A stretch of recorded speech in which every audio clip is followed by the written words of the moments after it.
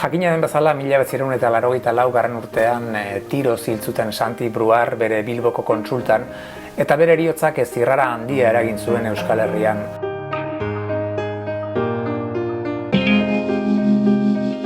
Hasi alderdiko lehendakari, HBko Mahai Nazionaleko kide, Bilboko alkateorde, parlamentari, mediku, pediatra, nola harrapatu bera bezalako pertsona karismatiko baten ertzak gidoi batean.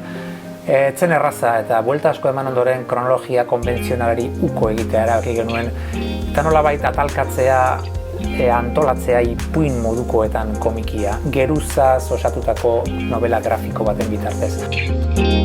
Horrela ataletako batean, haren pediatria kontsultako giroaren bitartez, Garaia eta Santiren soslai profesionala eta gizatiarra azalduko ziren, beste batean hasiko bileretako giro asambleario amaiezin hura, hirugarren batean ura hiltzeko komatxo artean enkargua jaso zutenen prestaketa, thriller kutsuko amu horrek ezin zuen faltatu.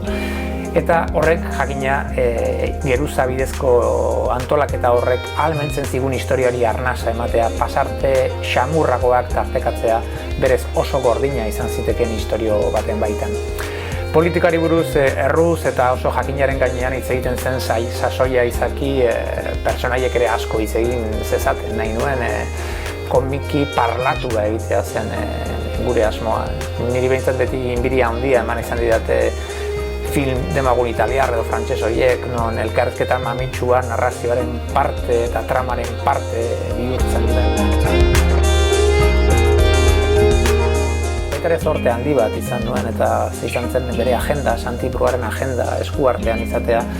Eta agenda horretan bere garai hartako kide eta adiskideen helbide eta telefonoak agertzeaz gain, nire sorpresarako topatu nituen baitare hainbat eta hainbat zita literario berak eskuz idatziak, eta nolabait dramara ekarri ditudanak eta fikzio espekulatibo bat egiten lagundu digutenak.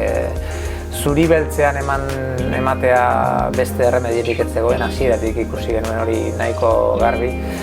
Eta 80. hamarkadako fresko bat izatea ere nahi genuen, ez? Ondoan ikusten da garai bat, giza jende bat, 80. hamarkada Euskal Herrian.